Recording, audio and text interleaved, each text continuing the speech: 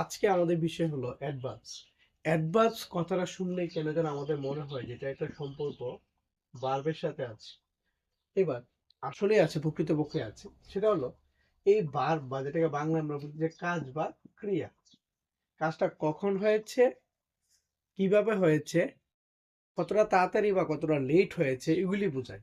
অর্থাৎ এই ভার্বটাকে আমরা যে অ্যাডজেক্টিভ দ্বারা কোয়ালিফাই করি, সেটাকে এই অ্যাডজেক্টিভটাকে মডিফাই করার জন্য যে ওয়ার্ড আমরা ইউজ করি সেটা হলো আমাদের অ্যাডভার্ব।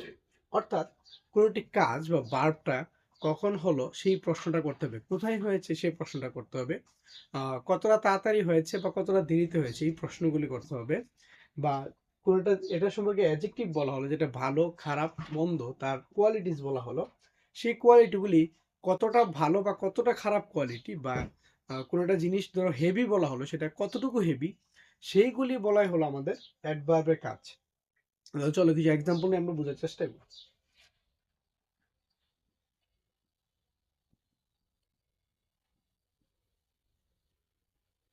এখানে দেখো আমি লিখেছি আই উইল গো সুন। তাহলে গো হলো যাওয়া, এটা হলো আমাদের ভার্ব।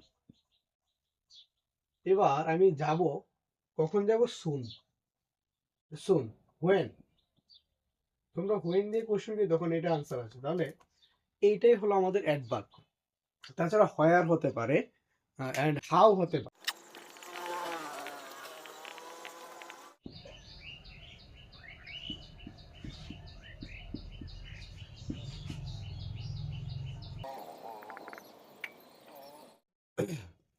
এবারে দেখো আমরা আর তিনটা এক্সাম্পল এখানে নিয়েছি। ফার্স্ট হলো যে হি ইজ স্ট্যান্ডিং আউটসাইড। তাহলে আমরা যেখানে প্রশ্ন করি where, he is standing where, standing এর জন্য প্রশ্ন করি হোয়ার, তাহলে আমাদের আনসার আসছে এটা যে আউটসাইড। তাহলে এটা হলো আমাদের প্লেস বা হোয়ার এর যে উত্তরটা, মানে কোথায়, যে দাঁড়িয়ে আছে কাজটা কোথায় হচ্ছে, সেটা হচ্ছে আউটসাইড। এটাই হলো গিয়ে আমাদের অ্যাডভার্ব।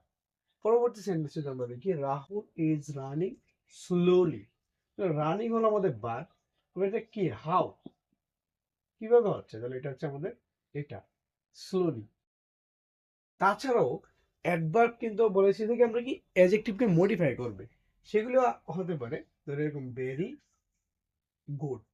তাহলে গুড হলো একটা অ্যাডজেক্টিভ, সেটাকে ভেরি দিয়ে মডিফাই করা হয়েছে।